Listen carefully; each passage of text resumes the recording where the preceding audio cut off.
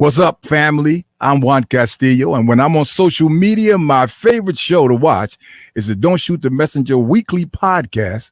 Chris G, Professional Sutton, Rucker Report delivers sports the way it's supposed to be, real and authentic. So get ready to be entertained. My boys are ready. I'm ready. Let's go. Don't Shoot the Messenger podcast. I'm your boy, Professional Sutton. And I'm your boy, Chris G.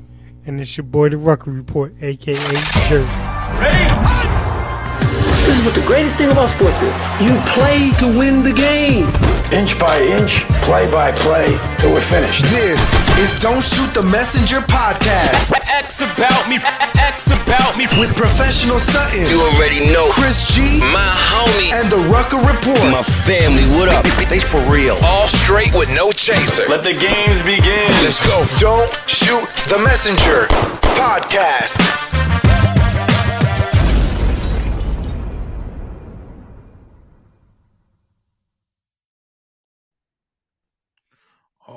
All right. Let me put this here. Let me get us right. All right. Okay. Hold on. Let me change this real quick. I got my crucial today. Oh, okay. We back. All right.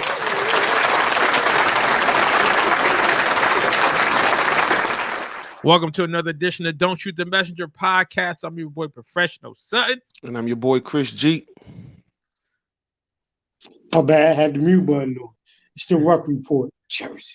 Slime gang in the house. Slime game in the building. You know what I mean? I got my sound effects. Y'all can't tell me nothing no more, man. I'm out here. Hardcore New York. But speaking of hardcore New York, man, for real, I do want to give a shout out. Send a shout out to. I like what you did there. I like that. What? I do want to send our condolences to DJ K Slay, man, Drama King, man. He passed away last week, man. Facts. If you like me, if you was into the warning, King is in the building. You know what I mean? The straight stunting magazines, Sue's Rendezvous. Lord have mercy, Suze. Lord have mercy, Suze. K Slay made sure the booty was out. But this Sunday, we talking about sports, but still though, rest in peace to K Slay, man. And we gotta he's one of the pioneers of hip hop, man. Still rocking the Dapper Dan and stuff, man. Still smacking your favorite DJs, man. So shouts out to him, man. Shouts out to him. But speaking of smacking, I bought those Brooklyn Nets, man. I bought that Black Lives Matter. Where is Hambone? Ham, where you at? Because last week he said he don't need 4 games. He only need 3 of them joints. I guess he was talking about the Celtics then. Must have been. Yo, I told him last week, I said, y'all don't play no defense, and I ain't seen no defense from them nowhere. And then, Ruck, what did you say? You said, what you say? I said some weirdo stuff is going to go down. And then I said, Hambone, but they don't got chemistry. They didn't play 1 game. He said, it don't matter. Y'all think Ben Simmons going to play game 4 and they're going to come back? I'm fucking with y'all. Yo. Go ahead. It was so bad. It was so bad last night that Mary J turned into Monet on him. Yo, didn't she? She was talking to Kyrie like he was Zeke. Yo, it was so bad. Mary J had to drink so she won't have no more pain. Yeah, I see she out here acting up. She out there.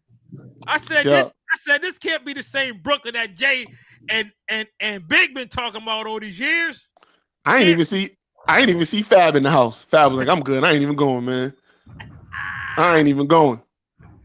Yo, I said to Hambone, only thing Jason Tatum's got to do is try to play in the same atmosphere as Kevin Durant. That's it. And you know what? He hasn't been playing in the same atmosphere because he above wherever Kevin Durant is. Jason Tatum been playing above that. Hey, Chris, do you remember I said to you, it's been 3 days ago now, I said, this looks familiar. He looks like the Golden State OKC 3-1 debacle. Did I not say that to you? Mm-hmm. Mm-hmm. Oh, Sure enough, do. New York. Sure enough. Yo, here's another thing too, right?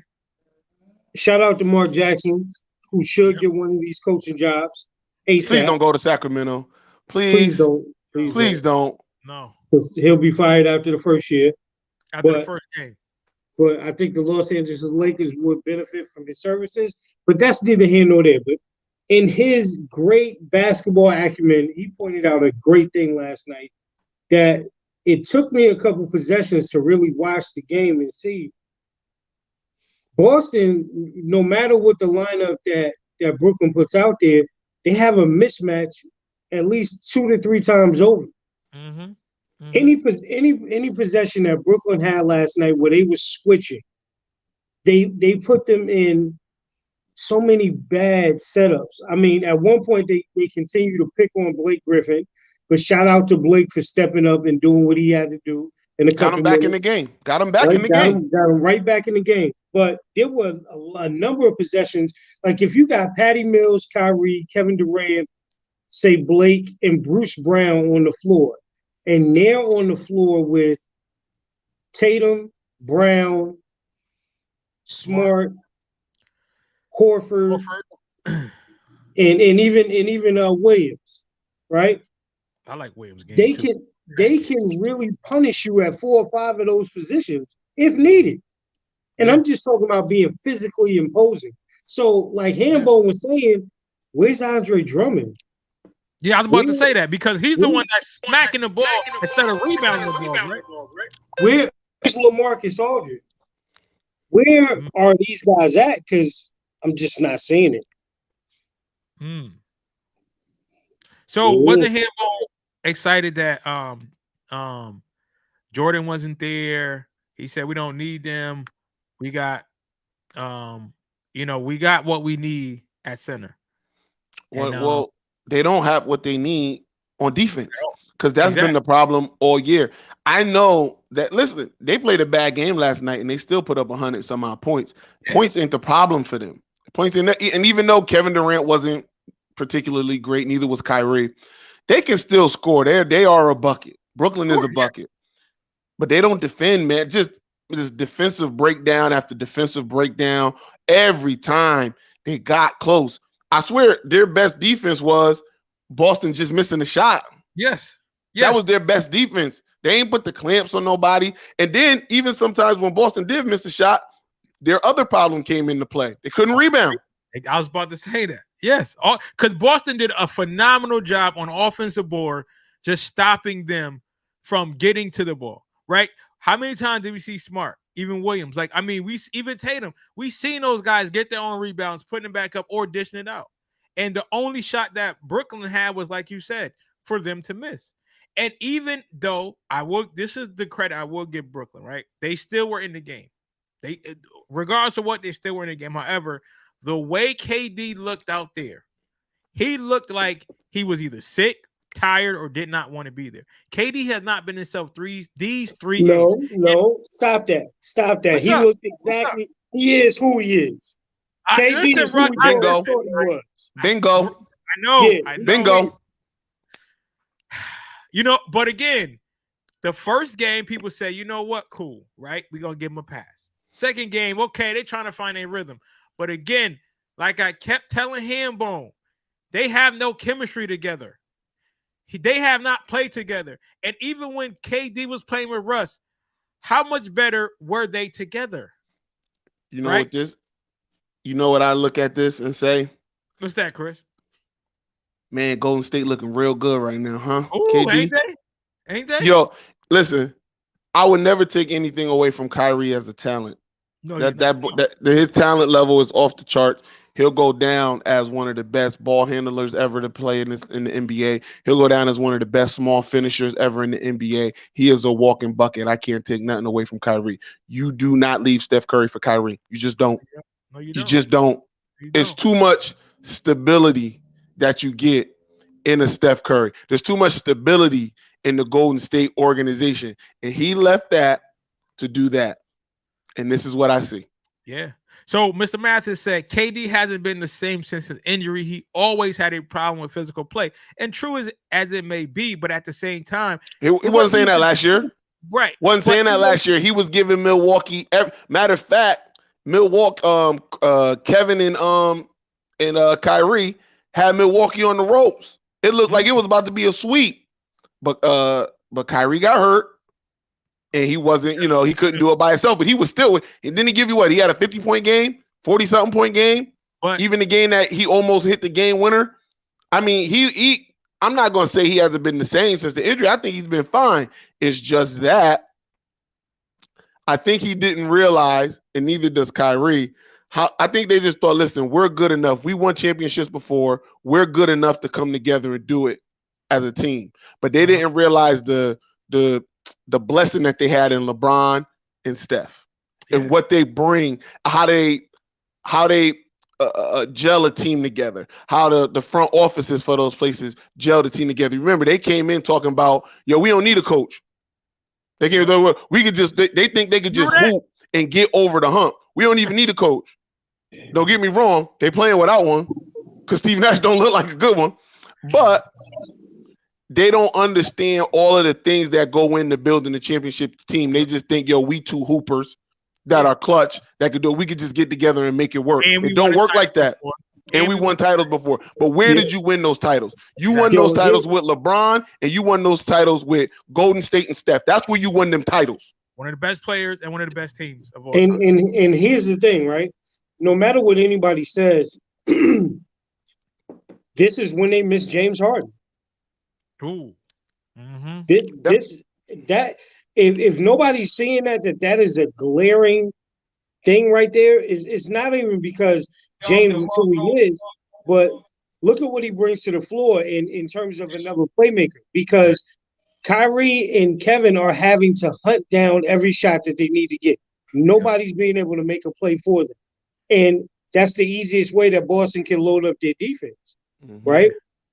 With James on the floor, with those two guys, who are they trapping? And again, the funny thing is it presents the same situation that KD had and the same luxury that he had in Golden State. Who do you trap? Because if you run to James, they have other options that they can go to. If you run to KD, they have other options. But now that that's not there, and then you don't have Ben Simmons, it puts you in a situation.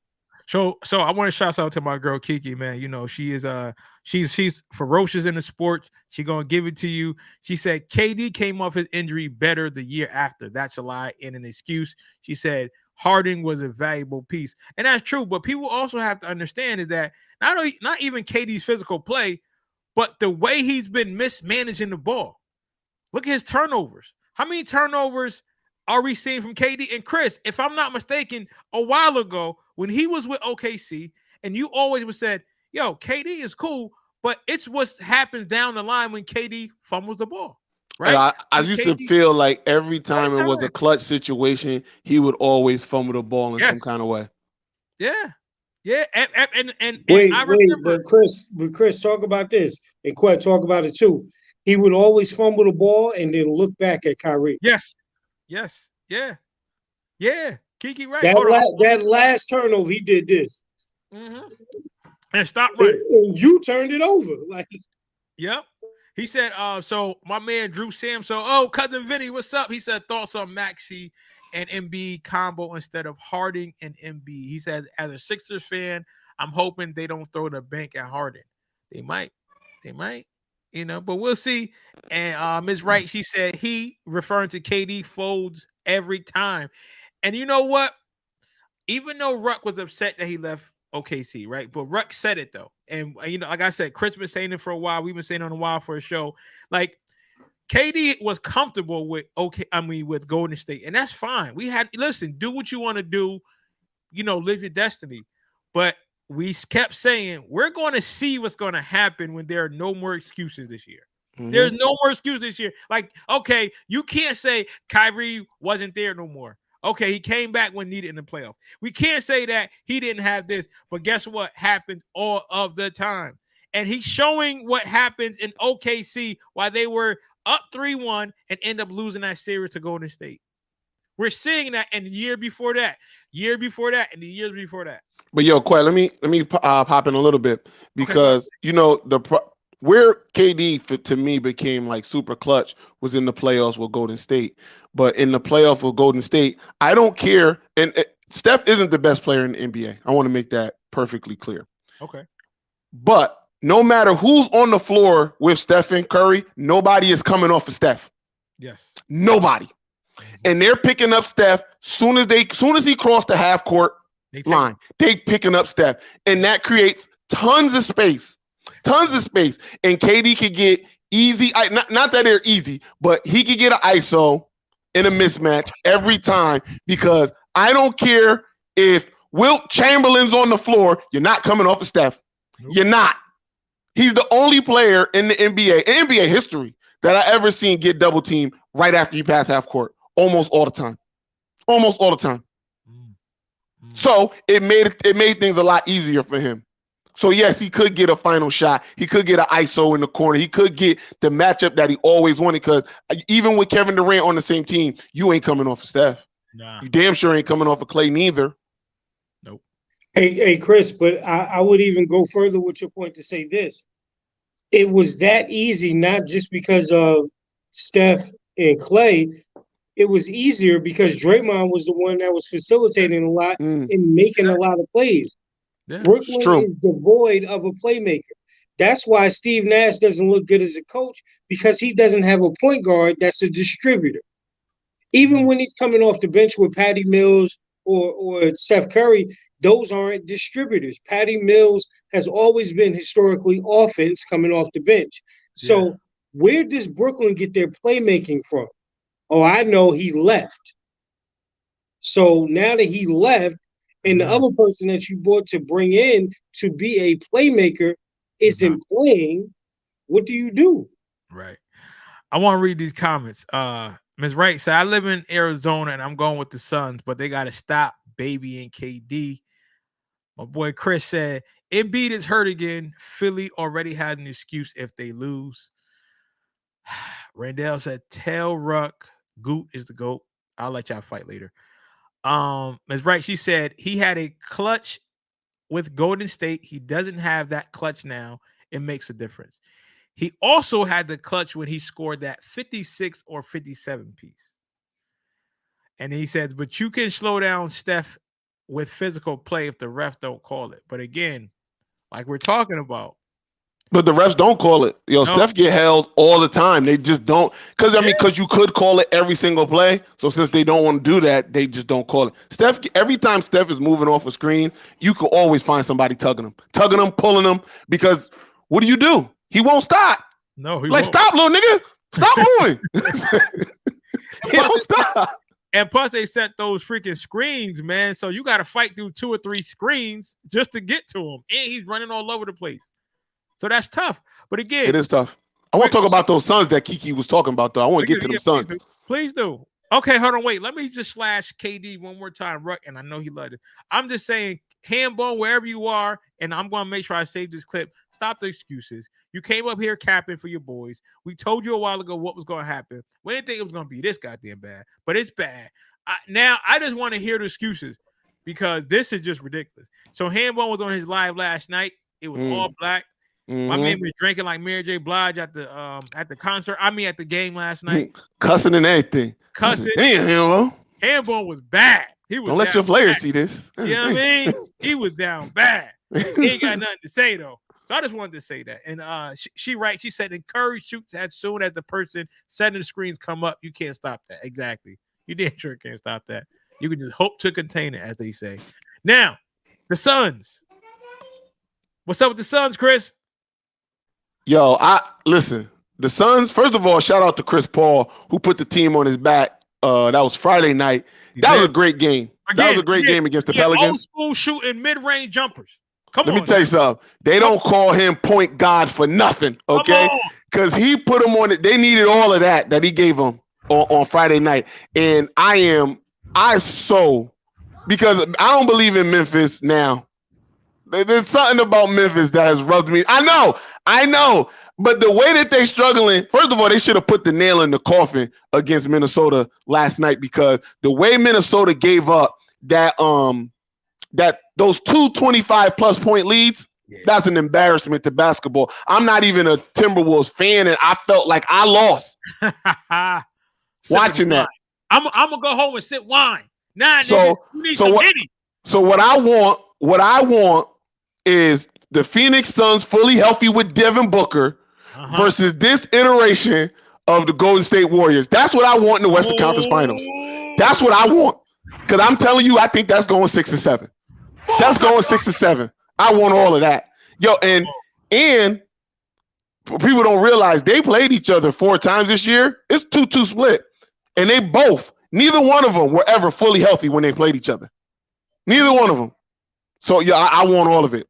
Kiki said, I think we're going to see the same finals as last year. Well, she said she's going for the Suns, so of course she thinks she's going to see the same finals. Yeah, of course. But let me see what happens with Chris Middleton. Because right now, Boston look real. Boston looks real right now. So let me see what happens with them. Ruck, because sound like you agree. So here's the thing, right? This version of Golden State is scary. Yeah. It's scary for a bunch of reasons, right? Because not only does it seem like the big three, right? And the big three meaning Steph, Clay, and Draymond are rounding into some type of form, right? You throw in the addition of Jordan Poole, the wild card, and it looks crazy, right?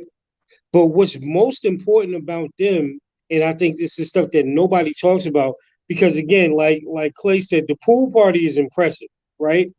But their bench is equally impressive, right? So much so that Steve Kerr has no urgency to play or to even talk about Wiseman, right, when he may come back. And he has no urgency to play a dog like Kuminga, which has proven to be everything that he is.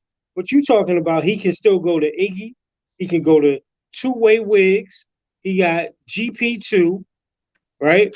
Shout out to GP2. That is a lockdown wing defender right there. Boy, he make it hard. Pause. Sound like Chuck. Thing, right? We're talking about those guys, and he hasn't even touched the other guys that we know are proven and that he has a lot of trust in. Damian Lee hasn't played. Tedesco hasn't played. Toscano, whatever he is. So Juan Toscano, what I call him. So these guys haven't played. So Golden State is deep again with a fourth scorer. People talked about the 27 that basically Clay, Poole, and Steph had the other night, but they didn't even talk about two-way Wiggs and the 22 that he dropped, the 11 that GP2 dropped, the 10 and 10 boards and passes that Otto Porter had, and Iggy. Did y'all see Iggy catch that springboard the other night? That must have been a flashback. That must have been a flashback, because I ain't know he had that left in him. I ain't see that since what, Philly? So Since here Denver. Here it is again. They're playing this series and doing what they're doing to the Nuggets with Steph coming off the bench on minutes restriction. Hold on, wait. 34. He had 34 in 21 minutes. Hold on. Somebody trying to downplay that. Somebody said stop. He said slow down. They're playing Denver. Denver has one player. All right, hold on. I'll just touch on that real quick. Yeah, please. They are playing Denver, and Denver does only have Jokic. That is a true statement. The problems that they pose ain't going nowhere, though. That's what if anybody with advanced basketball sees. The problem that they pose when you got those four. If they can continue to defend, it puts you in an impossible situation. If Poole is pulling up from Steph range, and Steph is pulling up from Steph range, and Clay is pulling up from Steph range, that poses big problems. Big problems. And here's the other thing too. Yes, Joker is the only player that we can mention on Denver, but physically they're still bigger than him, and Golden State has not had problems. So who else are they going to have problems with? They're going to have problems with Utah? No. They're going to have problems with Dallas? Maybe. They're going to have problems with Phoenix? Maybe. But then you still got two of the best shooters to ever play on the other side. So what they're presenting is a problem. And then here's the thing. Whether you're playing one person or not, the worst thing that you could do to anybody is give them an opportunity to gain confidence and get into a rhythm. Also, Ruck, but what you also are going to say, and what people are also forgetting, is that if we don't have to be that physical, and we don't have to worry about injuries, if we don't have to worry about expending so much time out there, that's going to be more of a problem as well. Because I think that what people forget is that when you're playing a loaded series, when you got to go 6 or even 7, that's tough going into the next round, right?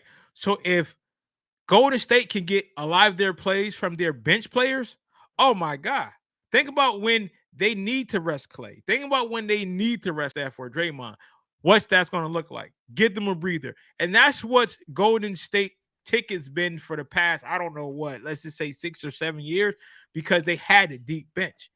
And that's what a lot of people forget when they're trying to get players, LeBron. But you need to have a bench that's going to come in and help you. And again, like you said, Ruck, you talking about, and Chris said it too, the defense. Because I think that for so long, people always talk about, well, Golden State don't play no defense. Well, they are now. They are now. You know what I mean? And not only are they locking you down, but those players are getting buckets. Those players are getting rebounds. Those players are pushing, and they are playing the Golden State way. They can stop and shoot, or they can go inside. Come on now. Yeah, all of the new additions have kind of fit into how the Warriors like to play that motion offense, moving around, spreading the ball, getting the ball to the open man. It all starts with Steph in a couple of ways. It starts with Steph because he's the leader, but it starts with Steph also because he's undoubtedly the best player up there and still the most unselfish player. So, listen, I got it cooking, but Clay, you open, take it. Jordan, you open, take it. Take it. You open, get it. So, you know what I mean? It just gives everybody feels like, yo, if I'm open, I can get the ball and I can make the shot. Yeah. So it gives everybody a level of confidence. Now, with that being said, Memphis can pose some problems for them because they got two really good wing defenders in Bane and Dylan Brooks. So let's see what happens. And obviously, Ja is a show. Not defensively, but offensively, Ja is a show. Let's see what happens. Ja, I'm not going to say defensively, but Ja made a play on Anthony Edwards. That block, that chase down block. Right. Well, but see, I'm thinking more like in the sense of because of the athleticism, he could do things like that. But I'm thinking more of the straight up because they were hunting out Ja in the beginning of that game yesterday. It was, who's Ja defending? Get the ball to them and have them take Ja off the dribble. I'm thinking more of that. Yeah.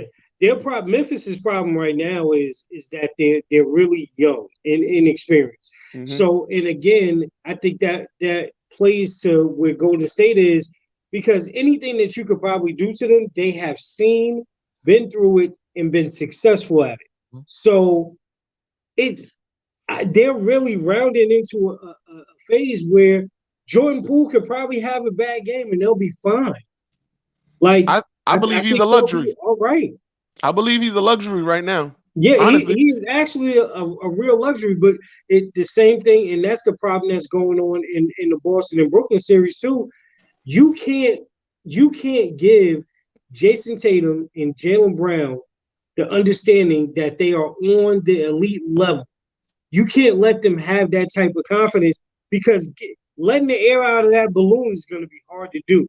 Yeah. Right? And now you're trying to do it with 3-0 lead. So again, even with now jumping back to the West Coast, even with Chris Paul's heroics, they still got to figure out kind of what the rest of the series looks like and then ahead. Because now they're gonna have to bring Booker back into the fold. Like if Dude's comment would have been accurate if it was Phoenix. Phoenix is playing New Orleans, right? Then we could say they just playing New Orleans. But they got to figure that out because Chris Paul was special like he always is. But how many games does he have of that left in it? And they was picking Chris Paul up 94 feet Yeah, to defend it, start that game. Yo, old man, we gonna make you work for it. Now he was able to answer the bell. He answered the bell. Can he answer the bell tomorrow? Or no, they play tonight? Yeah. Can you answer the bell tonight? Can you answer the bell Tuesday? Because that Devin Booker hamstring injury, that ain't going nowhere. That's there for the rest of the year. You know what I mean? Because we saw what James Harden looked like in the playoffs when he got his hamstring injury. We saw what Chris Paul looked like in the playoffs with a hamstring injury. You could play, but you can't be what we know you to be. Yep. You know what I mean? And you're not you. So,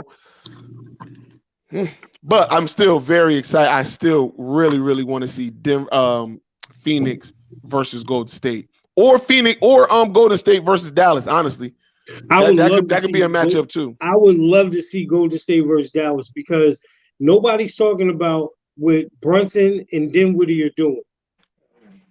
Like Dallas is, and here's the crazy thing. I didn't think that I would be able to say this, but thank God they got rid of Porzingis.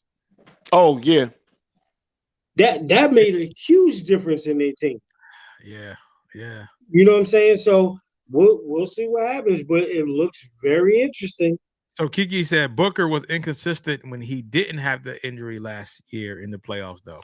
But he had an injury. He had a shoulder injury, but they just didn't report on it. So it came out later on that he had a shoulder injury. That's why he was, playing, a bit subpar. So that's what I'm saying. I know he could be out there, but a hampered Devin Booker against a fully loaded team ain't gonna be enough. Not if you got to go against Golden State. It might be enough to get. It might be enough to get you against the Pelicans. It might be enough to get you past Dallas. But you're not getting past. You're not getting past Golden State, and you're not getting past Memphis if it was Memphis to get to the NBA Finals. If Devin Booker ain't 100%. Yeah, that is tough. But we're gonna see though. Again, I am liking what these playoffs are bringing. You know what I mean? Because I know it was last year, 1 year removed from COVID, and everybody was talking. Everybody, we had it, but now we in it. Now we seeing what Golden State is all about. That's how people wanted to see.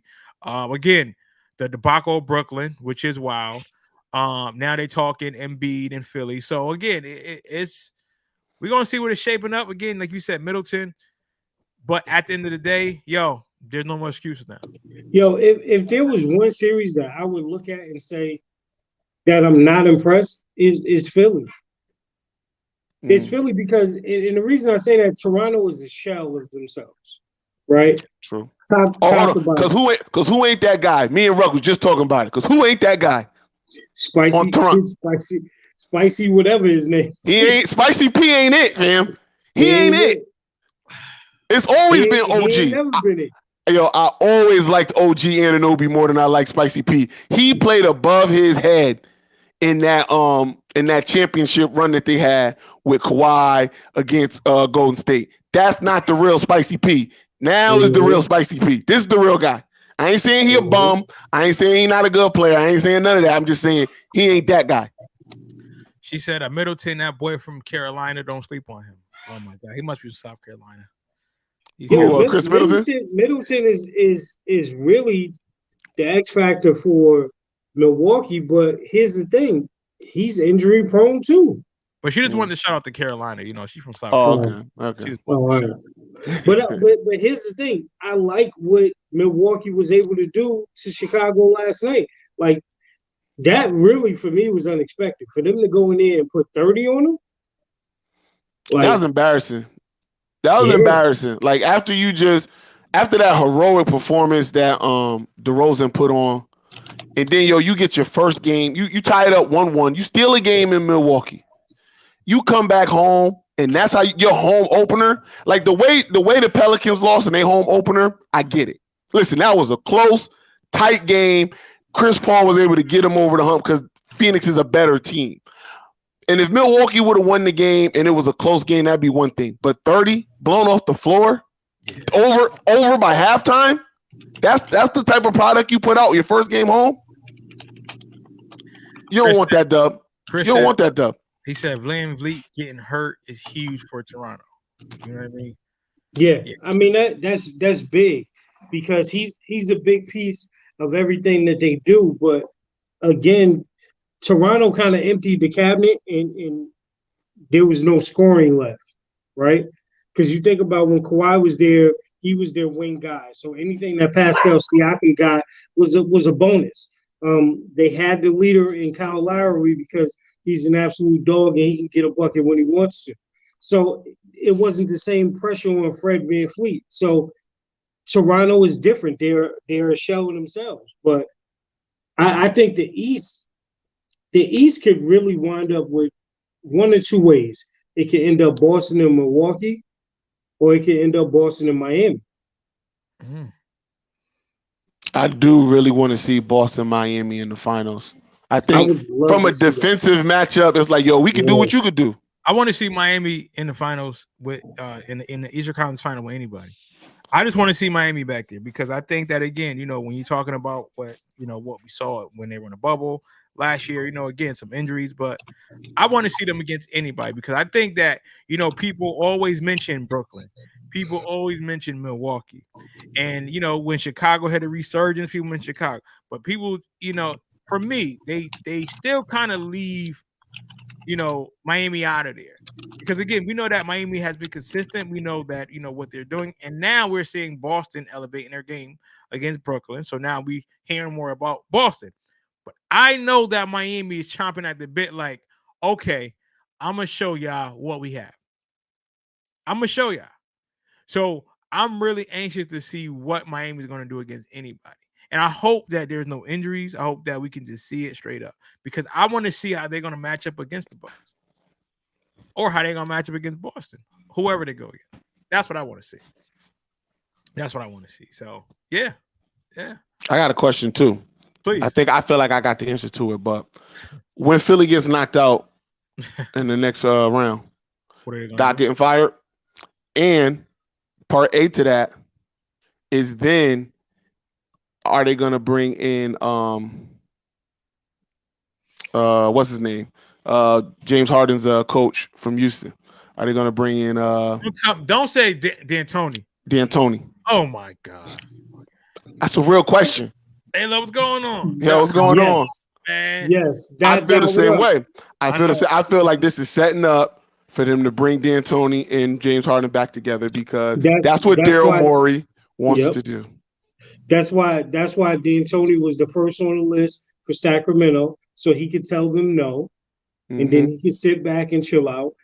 This is why it's pivotal what Brooklyn is doing because he's on that bench as a special assistant for no reason. No, he's not on. He's not with Brooklyn no more. He's free.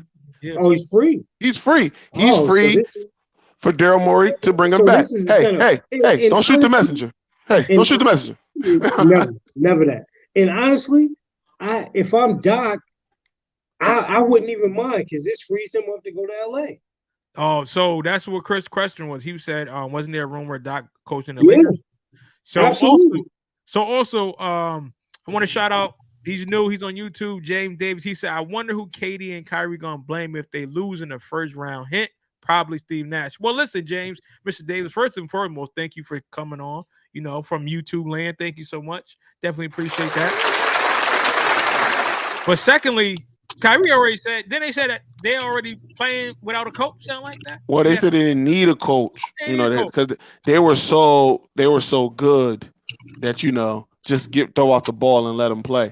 But it sure looked like they needed some plays last night.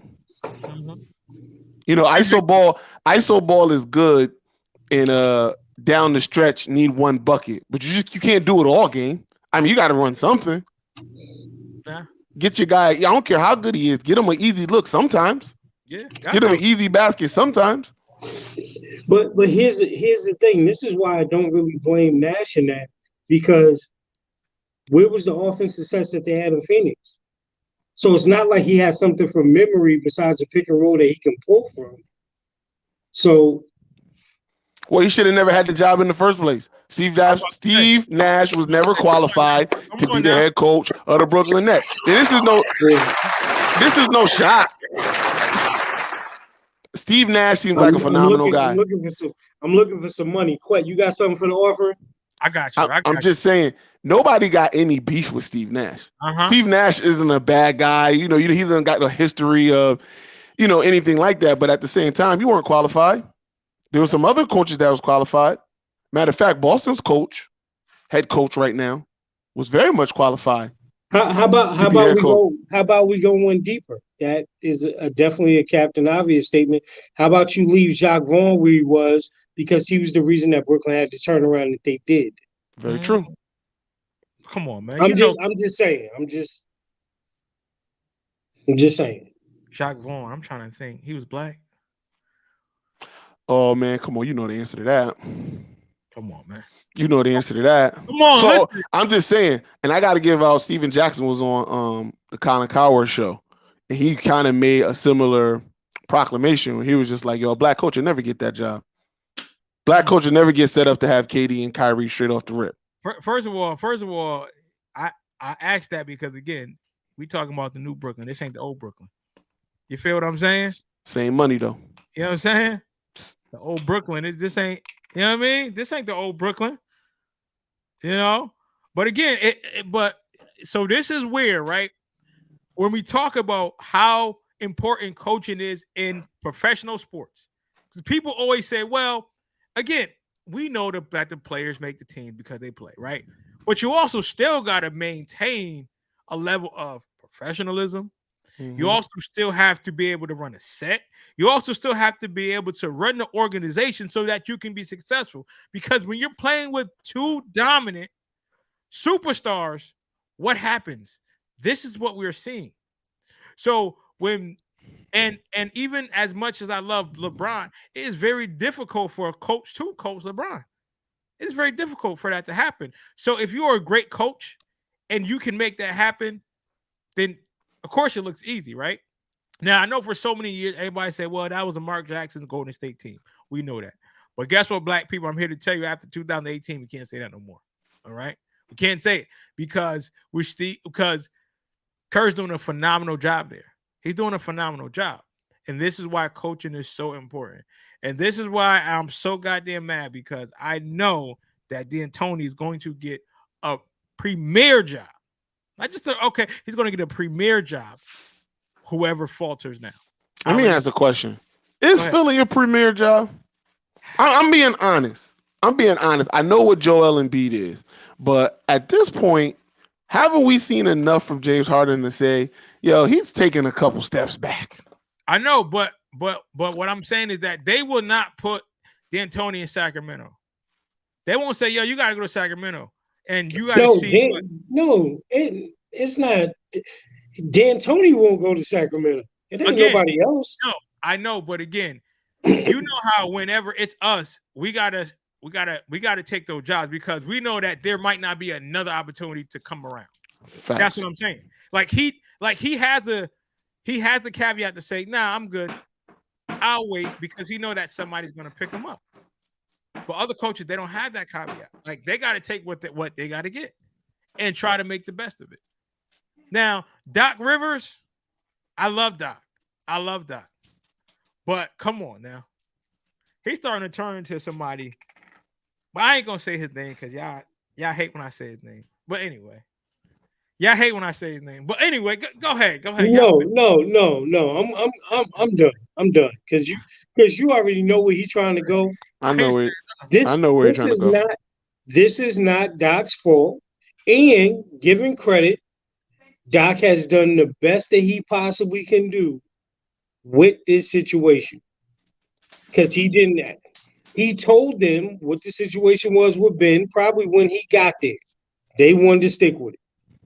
Right? He turned MVP into an MVP caliber player. Right, he did. A legit MVP caliber player. I said I like that. So don't even go down. You can't say stop disrespecting Marvin, yo. It's Sunday too. You want to stop disrespecting Marvin, yo. You heard? Yeah. Marvin who? All right then. Only Marvin I know is Marvin Cease and Marvin Gaye.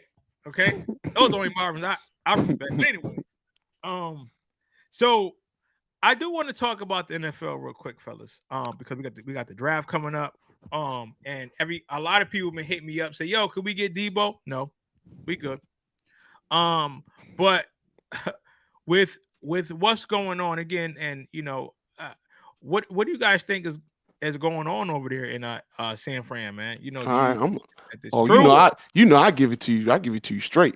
Hey, Chris, let me just tell you this, man. If you don't want professional ball on your video, if you don't want them trying to steal verses on your song,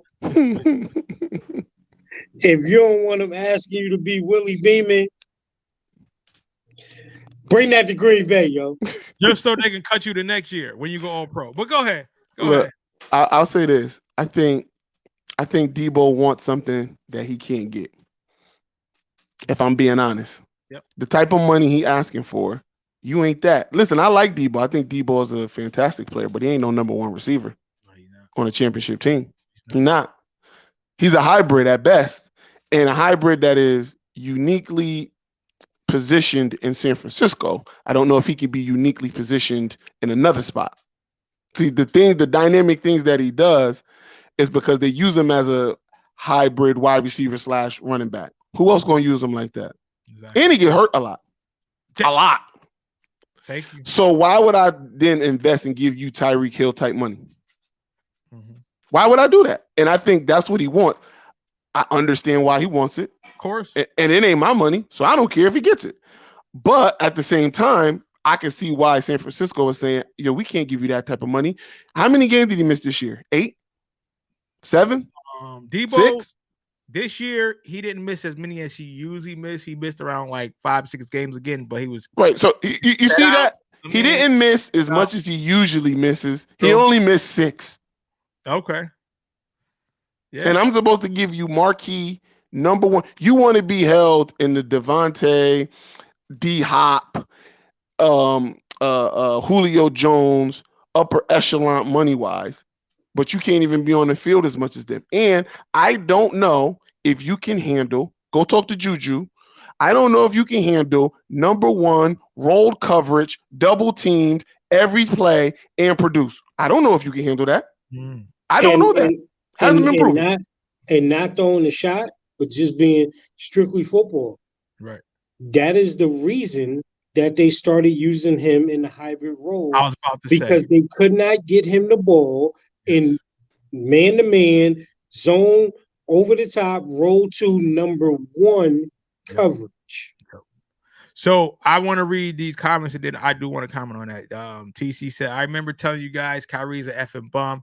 You're going to say I was right yet? See, Casey, you always go too far. Always. You always go too far. He's a Boston guy. But he always goes too far. He's not a bum. A weirdo, very much so. He's not a bum. No. And then he says, Debo to Pats or Tony to Pats. We getting one. And then he also said Debo is a Belichick explosion waiting to happen with Mac Jones. So, right. So here's the thing, right? And first and foremost, I just want to preface this that no player in the NFL stink. No player in the NFL is horrible. I just want to say that. However, I know. Chris, we know you talk about. However, you guys hit the nail on the head. And I was telling people this. I said, first of all, you got to remember, Debo has not been healthy as he would like to think he has been. Number 2, Ruck hit the nail on the head. The reason why we've been using him in so many Swiss Army knife roles is because we can't get him to get off that, jam, and so he can be our number one. That's why Kittle has been our number one receiver, because it hasn't been Debo, right? And Debo says, well, according to reports, I don't know, I haven't heard it from his mouth yet. I'm gonna call him later, saying, well, I don't want to be used as a hybrid player because, I shouldn't have to be. Well, you're the one who runs like you're a bulldozer running back. You don't have to, but you choose to run like that, right? So it is very hard for another team outside of the 49ers to use you and to pay you that money that you really want. Now, I don't know if you guys know, but the 49ers did say we will match your $25 million a year. We will. We will give that to you. Yes, we did. He said, well, again, according to reports, Debo said, I'll wait. I still want to, see what's up with the whole trading thing. And so the report said that the Jets offered a first round for Debo. Of course the Jets would. It's the Jets. Listen, They've been a bad organization for 20 years. Are not only going to offer that, but here's the other thing: we're going to offer it too. The Lions are going to offer it too. So, listen, John Lynch. At this point, do what you've been doing, bro. Do your job, and you've been doing a great job at it. Do your job, because here it is again. And I hate to sound like this, but Chris, tell me if I'm wrong. For somebody that hasn't played as much as Debo has, you can roll the dice and say that you can find another Debo, especially with a couple first-round picks. Yeah, especially this year. This year's draft is wide receiver. It's a wide receiver bonanza in there. Yeah. I mean, you could pick up a good wide receiver late in the first round. You could pick up, and then on top of free agency, on top of the other, free agency. You know, Julio Jones is still out there. There's a couple other wide receivers that's still out there. On top of, you could just find good receivers every year late in the draft too. Second, third round picks that you're taking flyers on that can wind up being something. We done had 2 back-to-back years where we just had just from college to star wide receivers in Jamar Chase and Justin Jefferson. That's just happened. That just happened. And not even talking about the next tier under those two, like a T. Higgins, like Rashad Bateman, like Michael Pittman. So these are late round picks that are flat out studs in the NFL right now. So two things I'm never worrying about in the NFL is a running back and a receiver. I know I can get them. Now, listen, if you're telling me it's a DN, it's a left or right tackle, a middle linebacker, outside linebacker, safety, cornerback, quarterback. All right, listen, you got to do running back and wide receiver, and I hate it. I hate that that's true. I hate that it's true. That's true. But go ahead, man. I mean, unless you already have a wide receiver that is literally a Devontae, because nobody would be dumb enough to give Devontae up. Oh my God. Oh wait. Yes, we are. Yes, we are. No, but listen. No. Let's stay there for a second. Yes. That was Hold on. Wait. Speaking of that, right? Guess what? We did it, letting him go exactly where he wants to go. Hold on, wait. Yeah. So again, the Packers. Houston did it too, though. Houston did it for a pack of bubblegum. Facts. Now, the 49ers and Green Bay, we have 2 fan bases. We have the Jimmy G, and we have the, hey, let's get rid of him fan base. And then in Green Bay, they have, Aaron Rodgers has been getting us there. You have other people like, let's get rid of him. Randall said, and I know, Ruck gonna be like, what the hell? Randall said Green Bay let him walk because he said, I want my grandmother to be able to come see me play. So they was like, all right, cool. That's why at the end of the day, they let him go. What? Well, let him walk. Is that true, Ruck? Listen, that is a very accurate report, right? But here's the thing: it doesn't. One thing that you can always count on in the NFL too is that teams thinking that it's easy to create superstars, take risks, take unnecessary risks, right? Like nobody's talking about it, but that was a very big risk that Kansas City just took. Yeah. Like letting Tyreek walk with that offense that's predicated on someone taking the top off of the defense. Boy, they got Juju. That you can go to everybody else under. That's a big risk. It's not the Juju. It's the N'Keal Hartman that they feel that can still take the top off. And Juju is great in a secondary role. In the secondary role, where he's not the number one. Well, and matter of fact, he won't even be secondary, he'll be third, because I'll still put Kelce as the first/second, first A, first B type situation. Juju is gonna flourish in that role in Kansas City because of Patrick Mahomes. Yes. And because of the other things, right? Mm-hmm. But teams like Green Bay, teams like San Fran, and this is where I think San Fran is going to get into trouble, right? They're going to let Debo walk, not get the first round picks that y'all need back, and then you're going to go and double down on Julio. Because Kyle Shanahan is going to push this envelope like we can make Julio explosive, right?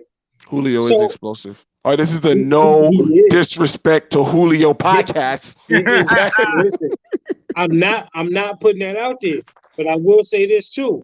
In all disrespect to San Francisco quarterback room, Matt Ryan ain't in that room though.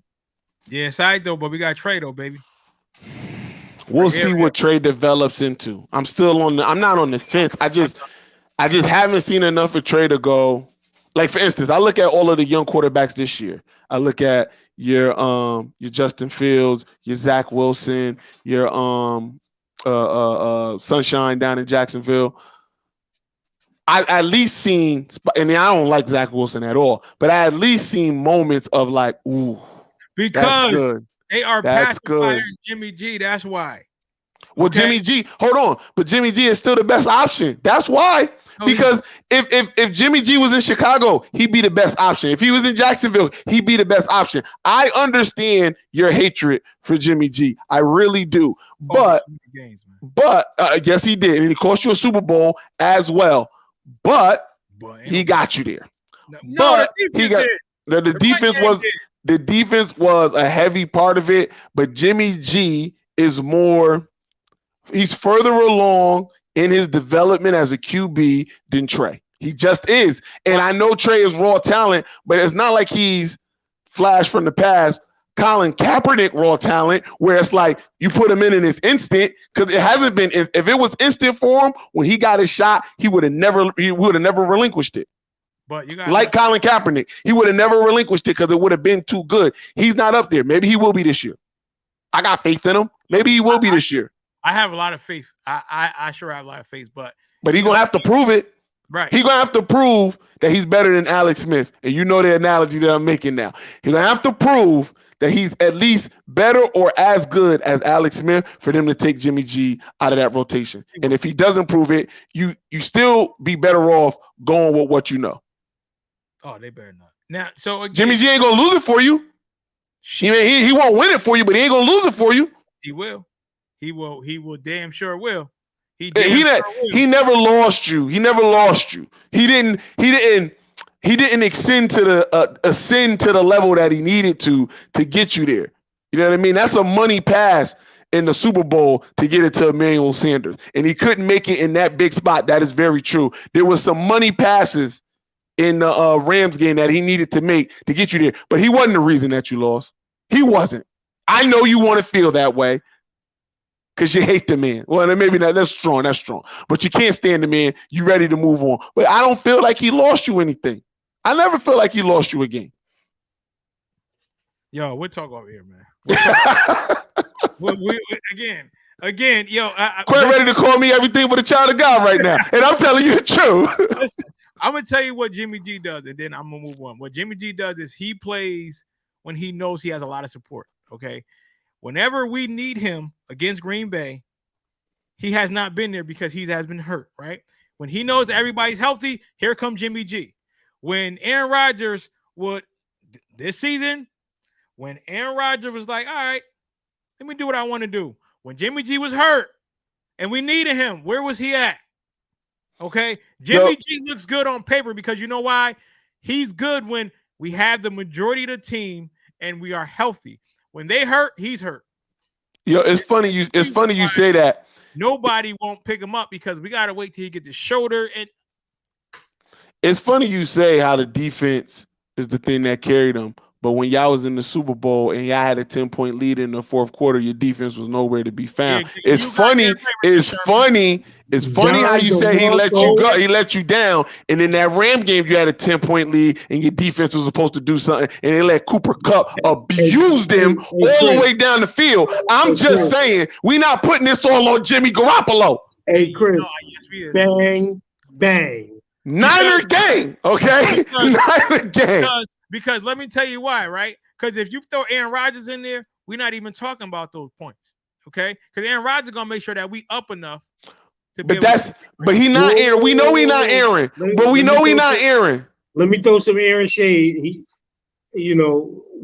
could have helped us out a little bit more in the playoff game against Shaw, but I'm not going to take away from Mercedes and Aaron Jones because that's 14 points right there. But go ahead, I digress.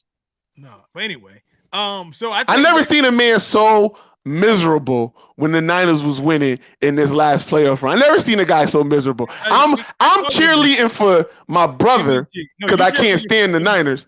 I'm cheerleading for my brother because I love my brother, and I'm trying to pick his spirit. I won. Man, fuck Jimmy G, man. I'm telling you, they ain't going to cut it. They ain't going to cut it next week against Green Bay.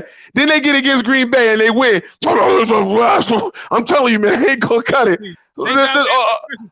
A fucking old, what do you call it, McGruggin or McCrudgeon? Just this old, just couldn't be happy with anything. You know why? This guy. You know why? Like I told you, man, and I know kids on here, so I'm gonna be PC, man. Jimmy G is man, fuck them kids. Go ahead. Jimmy G is like going on a date with the finest, prettiest girl. She got the best thing on. Okay, you bought the limo, you got the dinner, you bought the flowers, you bought her everything she needs. But you know, at the end of the night, you're not gonna get to where you want to get, because you know why? She's gonna have some excuse. And that's what Jimmy G is going to have. Some excuse to why he did what he did. Now, mind you, you got your boys. She got her friend. Everybody's where they need to be but Jimmy. And that's how it's been. That's how it's been. You know, that just sounds like a guy that don't know how to close the deal. And not the girl fault. Sounds like Jimmy. Sounds like Jimmy. Yep, Jimmy is that guy. Chris, it sounds like she was going on a date and she knew what not to wear. And he just didn't. Okay, never mind. Okay, yep. That's what Jimmy does. He don't wear what he need to wear. But anyway, fellas. So Chris, I just want to get on touch on boxing real quick. Well, I know he probably done with kids. So you know it. Yesterday, man, we seen Tyson Fury again knock out another brother. God damn, man, Tyson, you up here whooping these brother asses. God damn. Damn. It's a white guy named after a black guy. He just whooped a black guy who has a white in his name. God, this motherfucker just kicking our asses. Now he said that he retiring. Chris, what's up with this Tyson Fury thing? Don't listen to Tyson. You know, so now can we still get some good fights, Chris, in the heavyweight division, or is it kind of what's up? You know, listen. First of all, don't let him get you to that. Oh, I got to be a man of my word. I think I might have to. All of those is outs. When somebody is in the ring talking about that and they're going, if they don't say, this is my last fight, I'm retiring. When they go, I think I got to be a man of my word. I think that means you just giving your what you giving. Honestly, it's a negotiation tactic. If you want me to fight again, I'm willing to fight again. I just want to make this kind of money. That's what that is. That's first and foremost. Second, Tyson Fury has been everything I've always preached him to be. He is a very, very dominant heavyweight. Would be good in any era. Not saying he would be the best. Be good in any era. He's 6'9". He knows how to jab. He is it's a deceptive level of quick on his feet. Yes, it is true. Puts together great combination. Shakur Stevenson, shout out to Shakur. He's fighting this weekend coming up. Big fight. Big fight energy. Jersey in the building. And I think Shakur is going to put his name on a map next Saturday, but I digress. Tyson Fury is only a few fights, honestly, left for him. 1 or 2 at most. There's the Joshua fight, but that's predicated on what happens when he fights Usyk again. And then there's the Usyk fight. Those are and he can't get both of them, so there's kind of only one fight left, because if Joshua loses to Usyk, you're not fighting Joshua coming off of 2 straight losses. That ain't there. That ain't the money fight. Usyk will be the money fight. If Joshua beats Usyk in the rematch, more than likely they're going to try to run it back again. No. And that just puts his back on. So he maybe has one more fight left in him. Now, he probably got more than one more fight left in him, but one more fight realistically to cash out, because there are no upcoming heavyweights. Not a lot of them you're going like, yo, this is about to be this, that, and the third. It's just not. It's a lot of the old guard now at this point left. It's your Anthony Joshua's. It's your Deontay Wilder's, who I don't think will ever fight again. He might, but I don't think he's ever going to fight again. Your Luis Ortiz's. We've already seen what happened with him. Your Chris Ariola's. He's a journeyman at best. Your Usyks, and then you get a lot of your guys like Dillian White. There's a lot of Dillian Whites. A lot of them. and there's no disrespect to him, but there's a lot of Dillian Whites in the heavyweight division. So there is no new like rising, this is going to be a big money fight type of situations left for Tyson. So we'll see what happens going forward. I think it's only going to be one more fight. That's why he's already talking about doing a hybrid fight against Francis Ngannou, because there's just not a lot of polarizing heavyweight fights left out there. So we'll kind of see what happens. But Tyson has been everything I thought he was, everything I thought he could be. And, you know, me and shout out to my son who was calling for the knockout.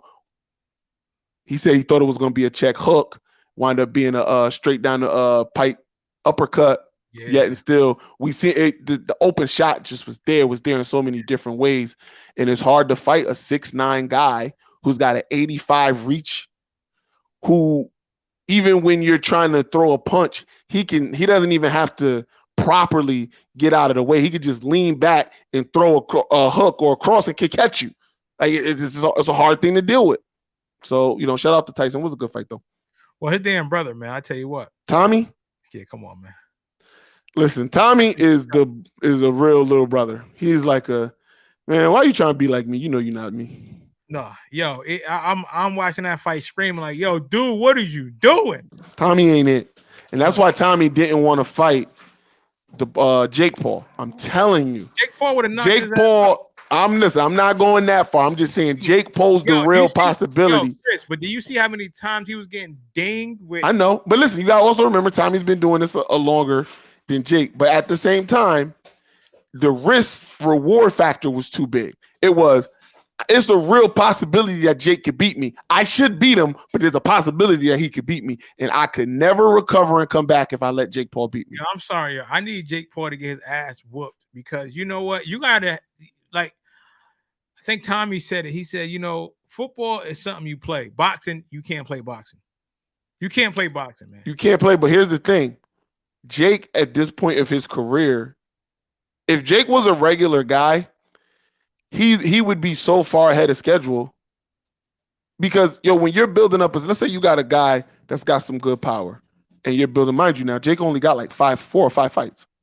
You're not putting a guy with 4 or 5 fights with no amateur background, no Olympic experience against a guy that's 32-5.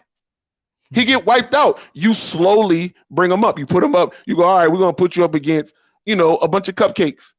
Boost your record. We're going to give you about 10, 12 of those.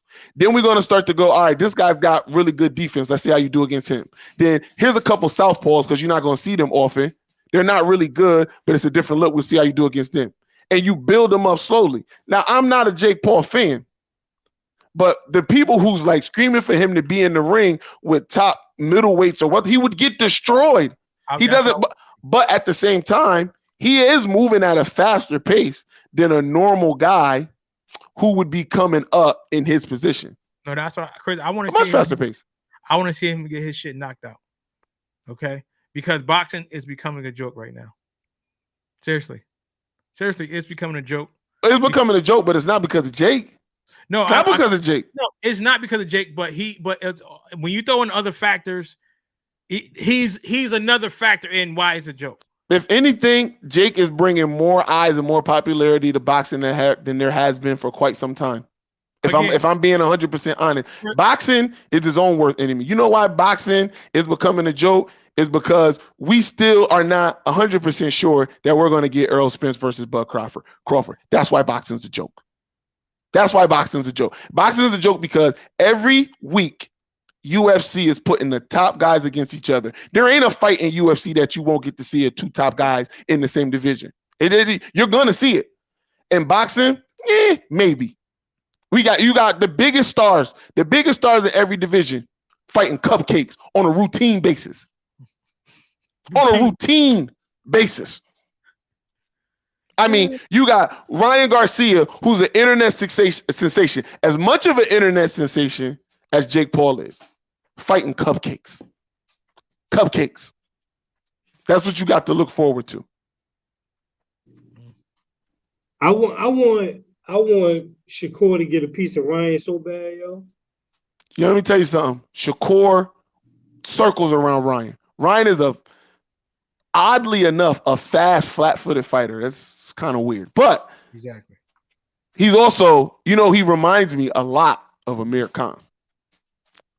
Now, he hasn't shown the propensity for the glass jaw yet. So I can't peg that on him. But it seems like, you all flash, no substance. Because fighting another top-level guy, I see the workarounds they would do for your speed and quickness. I see it already. It's why he wasn't beating down the door to fight Lomachenko. Lomachenko done fought tons of fast guys. Lomachenko isn't like, insanely fast, but he'll time the shit out of you. Yeah. Time the shit out of you and eat you up all day. And I don't see another gear in Ryan Garcia, but Ryan Garcia is one of the biggest stars in boxing. We need him fighting big guys. We need Ryan Garcia fighting Devin Haney, Tank, Shakur. We need those fights. Now, Shakur want all the smoke. He said, give me Oscar Valdez. I want him. Give me Devin. Give me Ryan. Give me Lomo. I want them all. You got to respect things like that. But that's why boxing is a joke. You never know what you're going to get. It's like Forrest Gump. It's like a box of fucking chocolates. Well, fellas, we are going to wrap it up at this point. I want to thank everybody that has been tuned in. Thank you so much. Before we go, Ruck, you got anything to say, man? I know, we didn't get a chance to do say word last week, man, but I think that you need to say something, man, because I don't want, you know what I mean? Whew. Man, so honestly, it's been a lot going on. So the only thing that I have to say word today, people, is one word: live.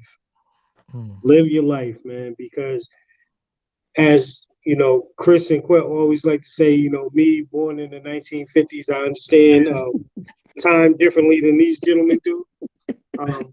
But time is fleeting. Your life is meant to be lived. It's meant to be something that you do to leave a mark and make memories that, stand the test of time. But live, people, live. I just want to say rest in peace to one of my high school classmates, Sharice Martin. She passed away yesterday. I just want to say, people, live, man. Live. Yeah. Well, all right. Well, on that note, thanks again for tuning to another edition of Don't Shoot the Messenger podcast. I am your boy, Professional Sutton. And I'm your boy, Chris G. And it's your boy, The Ruck Report, Jersey. Peace. Let me get this out of here.